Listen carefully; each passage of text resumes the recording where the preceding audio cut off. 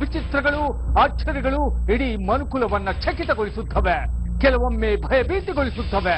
ಇಂತಹ ಮಾತುಗಳಿಗೆ ಜೀವಂತ ಸಾಕ್ಷಿಯೇ ನಮ್ಮ ಇಂದಿನ ಹಿಗು ಉಂಟೆ.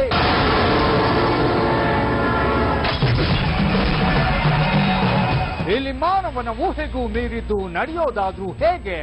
ಅಂತಹ ಸಂಗತಿಗಳು ನಮ್ಮನ್ನ ಅಚ್ಚರಿಗೊಳಿಸೋದಾದ್ರೂ ಹೇಗೆ? ಅಚ್ಚರಿಗಳ, ವಿಸ್ಮಯಗಳ, ವಿಚಿತ್ರಗಳ ತಾಣವಾಗಿರುವ ಈ ಭೂಮಿಯ ಬಗ್ಗೆ ನಾವು ತಿಳಿದಿರೋದು ಅತ್ಯಲ್ಪ. ನಾವು ಸಾಧ್ಯವಿಲ್ಲ ಅನ್ನೋದು ಇಲ್ಲಿ ಸಾಧ್ಯವಾಗಿ ಬಿಡುತ್ತೆ, ನಡೆಯೋದಿಲ್ಲ ಅನ್ನೋದು ನಡೆದು ಬಿಡುತ್ತೆ. ಇಂತಹ ಮಾತುಗಳಿಗೆ ಈ ಭೂಮಿಯ ಮೇಲೆ ನಮಗೆ ಬಹಳಷ್ಟು ಜೀವಂತ ಸಾಕ್ಷಿಗಳು, ಉದಾಹರಣೆಗಳು ಸಿಗುತ್ತವೆ.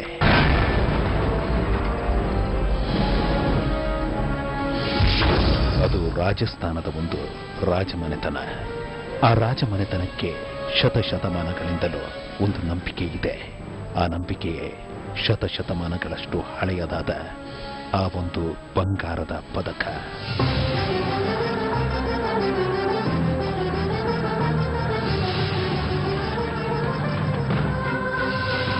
ತಮ್ಮ ಯಶಸ್ಸಿಗೆ ಕಾರಣವಾಗಿರೋ ಶತಶತಮಾನಗಳಷ್ಟು ಹಳೆಯದಾದ ಆ ಬಂಗಾರದ ಪದಕವೆಂದರೆ ರಾಜಮನೆತನಕ್ಕೆ ಅಪಾರವಾದಂತಹ ಭಕ್ತಿ, ಶ್ರದ್ಧೆ. ಅಂತಹ ಬಂಗಾರದ ಪದಕವನ್ನು ರಾಜಮನೆತನದ ಕೊನೆ ರಾಜ ಜೀವನದಲ್ಲಿ ಯಶಸ್ಸು ಸಿಗಲೆಂದು ತಮ್ಮ ಏಕೈಕ ಮಗಳ ಕೊರಳಿಗೆ ಹಾಕಿದರು.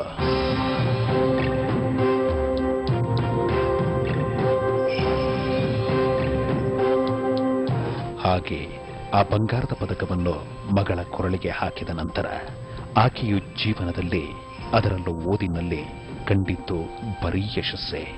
ಎಲ್ಲ ತರಗತಿಯಲ್ಲೂ ರ್ಯಾಂಕ್ ಪಡೆದ ಆ ಯುವತಿ ತದನಂತರ MBBS ಮಾಡಲು ಬಂದದ್ದು ಕರ್ನಾಟಕಕ್ಕೆ.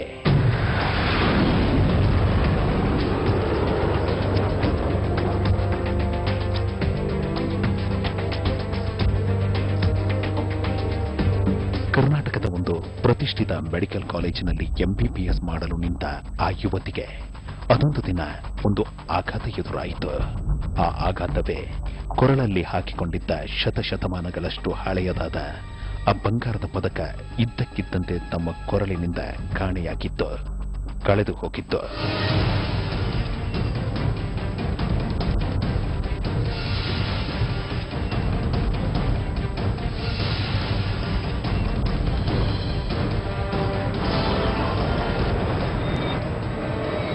ಮೆಡಿಕಲ್ ಸ್ಟೂಡೆಂಟ್ ಕಳಿತಿದ್ಲು ಅವಳ ವಂಶದಿಂದ ಅವರಿಗೆ ಬಂದದೊಂದು ಬಂಗಾರದ ಪದಕ ಇತ್ತು. ಅವಳು ಕುತ್ತಿಗೆ ಚೈನಲ್ಲಿ ಯಾವತ್ತು ಹಾಕೊಂಡಿದ್ಲು, ಅದು ಮಿಸ್ ಆಯ್ತು ಅವಳಿಗೆ. ಮಿಸ್ ಆದ ಇಲ್ಲಿ ಮಿಸ್ ಆಯ್ತು ಅವಳಿಗೆ ಗೊತ್ತಿಲ್ಲ. ಹಾಗೆ ಇದ್ದಕ್ಕಿದ್ದಂತೆ ಆ ಬಂಗಾರದ ಪದಕ ಕಾಣೆಯಾದ ನಂತರ ಆ ಯುವತಿ ತತ್ತರಿಸಿದಳು, ಕಣ್ಣೀರಿಡುತ್ತಾ ಕೊರಗಲು ನಿಂತಳು.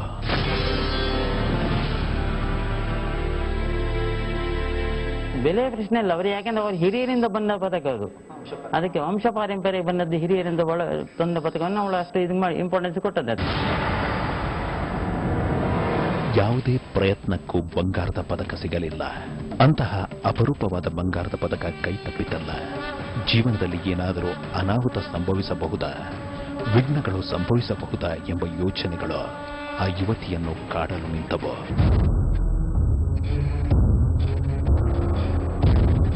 ಬಂಗಾರದ ಪದಕವನ್ನು ಕಳೆದುಕೊಂಡು ನೋವಿನಲ್ಲಿ ದಿನಗಳನ್ನು ಕಳೆಯುತ್ತಿರಬೇಕಾದರೆ ಮೆಡಿಕಲ್ ಕಾಲೇಜಿನಲ್ಲಿ ವ್ಯಾಸಂಗ ಮಾಡುತ್ತಿದ್ದ ಓರ್ವ ಸ್ನೇಹಿತೆ ರಾಜಸ್ಥಾನದ ಆ ಯುವತಿಗೆ ಒಂದು ಸಲಹೆ ನೀಡಿದರು.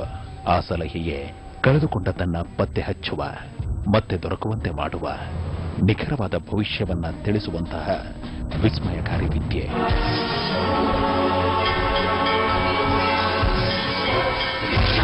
ಅಂತಹ ವಿಸ್ಮಯಕಾರಿ ವಿದ್ಯೆಯನ್ನು ಬಲ್ಲವರನ್ನ ಕಾಣಲು ರಾಜಮನೆತನದ ಆ ಯುವತಿ ತಮ್ಮ ಸ್ನೇಹಿತೆಯೊಂದಿಗೆ ಕರ್ನಾಟಕದಲ್ಲಿರೋ ಆ ಒಂದು ವಿಸ್ಮಯಕಾರಿ ತಾಣಕ್ಕೆ ಹೋದರು.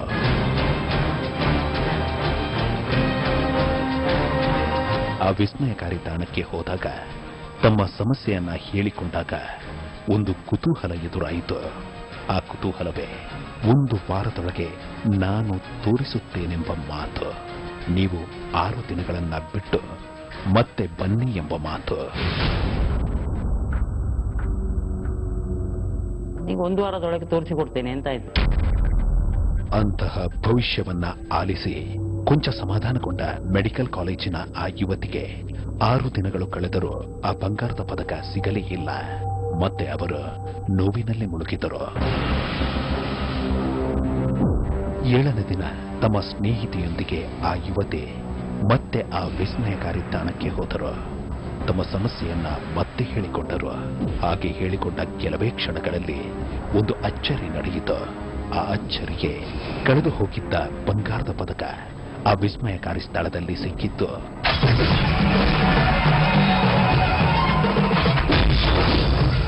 ಕಳೆದುಕೊಂಡಿದ್ದು ಎಲ್ಲೋ, ಸಿಕ್ಕಿದ್ದು ಎಲ್ಲೋ. ಅಸಲಿಗೆ ಮೆಡಿಕಲ್ ಕಾಲೇಜಿನಲ್ಲಿ ಕಳೆದುಕೊಂಡಿದ್ದ ಪುರಾತನವಾದ ಆ ಬಂಗಾರದ ಪದಕ ಆ ವಿಸ್ಮಯಕಾರಿ ಸ್ಥಳದಲ್ಲಿ ಹೇಗೆ ಸಿಕ್ಕಲು ಸಾಧ್ಯ? ಅದು ಹೇಗೆ ಸಿಕ್ಕಿತು ಎಂಬ ಪ್ರಶ್ನೆಗಳಿಗೆ ಪ್ರತ್ಯಕ್ಷದರ್ಶಿಗಳಾದ ಇವರಿಂದ ಬಂದಂತಹ ಉತ್ತರ. ಅಂದು ರಾಜಮನೆತನದ ಆ ಯುವತಿ ಬಂದಾಗ ಅದೇ ಸಮಯಕ್ಕೆ ಓರ್ವ ಮಹಿಳೆ ಆ ವಿಸ್ಮಯಕಾರಿ ಸ್ಥಳಕ್ಕೆ ಬಂದಿದ್ದರು. ಹಾಗೆ ಬಂದಿದ್ದ ಆ ಮಹಿಳೆಯ ಕೊರಳಲ್ಲಿ ಕಾಣಿಸಿಕೊಂಡಿದ್ದು ಆ ಬಂಗಾರದ ಪದಕ ಎಂಬುದು. ಸಮಸ್ಯೆಯನ್ನು ಕೇಳಿಗೆ ಒಂದು ಹೆಂಗಸು ಎದುರುಗಡೆ ಬಂದು ನಿಂತಿತ್ತು. ಅವರ ಕುತ್ತಿಗೆಯಲ್ಲಿ ಇದೇ ಪದಕವನ್ನು ಆ ಹೆಂಗಸಿನ ಕುತ್ತಿಗೆಯಲ್ಲಿ ಅವ್ರು ಕರೆದು ಕೇಳಿದ್ರು, ನಿಂಗೆ ಎಲ್ಲಿಂದ ಸಿಕ್ಕಿದೆ ಇದು? ಆ ಹುಡುಗಿ ಅದೇ ಹಾಸ್ಪಿಟಲಲ್ಲಿ ಕಸ ಹೊಡೆಯೋ ಹೆಂಗಸು. ಕಡೆಗೆ ಅವಳು ಹೇಳಿದ್ದು, ನಿಂಗೆ ಈ ಥರ ಸಿಕ್ಕಿದ್ದು, ನಾನು ಹಾಕೊಂಡಿದ್ದೇನೆ. ಕಡೆಗೆ ಅಲ್ಲಿ ಕೂಡಲೇ ವ್ಯವಹಾರ ಆಯ್ತು. ಅವರು ತಗೊಂಡ್ರು, ಅವಳು ಬೇಕು ಅಂದ್ರೆ 1 ವಾರದೊಳಗೆ ತೋರಿಸಿಕೊಟ್ಟಿದ್ದೆ ಅವಳೆ. ಅದೇ ಅವಳ ಎದುರಿನಲ್ಲೇ. ಅದು ಮುಂಬೈ ಪಟ್ಟಣ.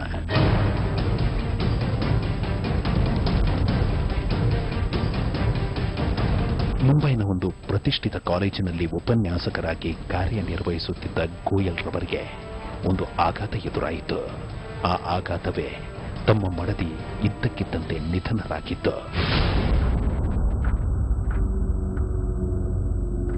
ಹಾಗೆ ತಮ್ಮ ಪತ್ನಿ ನಿಧನರಾದ ನಂತರ ಪೋಷಕರ ಒತ್ತಾಯದ ಮೇರೆಗೆ ಗೋಯಲ್ ಮತ್ತೆ ಮದುವೆಯಾದರು. ಆದರೆ ಆ ಮದುವೆಯನ್ನು ವಿರೋಧಿಸಿದ, ಅದನ್ನು ತಮ್ಮ ತಂದೆಗೆ ಹೇಳಲು ಸಾಧ್ಯವಾಗದೆ ಪ್ರತಿಕ್ಷಣ ಕೊರಗಲು ನಿಂತ ಮೊದಲನೇ ಹೆಂಡತಿಯ ಮಗ ಮನೆ ಬಿಟ್ಟು ನಾಪತ್ತೆಯಾದ.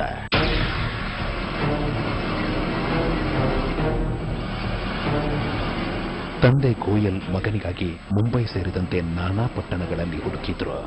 ತಮ್ಮ ಯಾವ ಪ್ರಯತ್ನಕ್ಕೂ ಮಗ ಸಿಗಲೇ ಇಲ್ಲ. ವಯಸ್ಸಿಗೆ ಬಂದ ಮಗ ನಾಪತ್ತೆಯಾದ ನಂತರ ಗೋಯಲ್ ರವರು ಪ್ರತಿಕ್ಷಣ ಕೊರಗಲು ಆರಂಭಿಸಿದ್ರು, ಕಣ್ಣೀರಿಟ್ಟರು. ಅಂತಹ ಸಮಯದಲ್ಲಿ ಕರ್ನಾಟಕದ ಓರ್ವರು ಒಂದು ಸಲಹೆ ನೀಡಿದ್ರು. ಆ ಸಲಹೆಯೇ ಕಳೆದುಕೊಂಡದ್ದನ್ನ ಪತ್ತೆ ಹಚ್ಚುವ, ಮತ್ತೆ ದೊರಕುವಂತೆ ಮಾಡುವ, ನಿಖರವಾದ ಭವಿಷ್ಯವನ್ನ ತಿಳಿಸುವಂತಹ ವಿಸ್ಮಯಕಾರಿ ವಿದ್ಯೆ.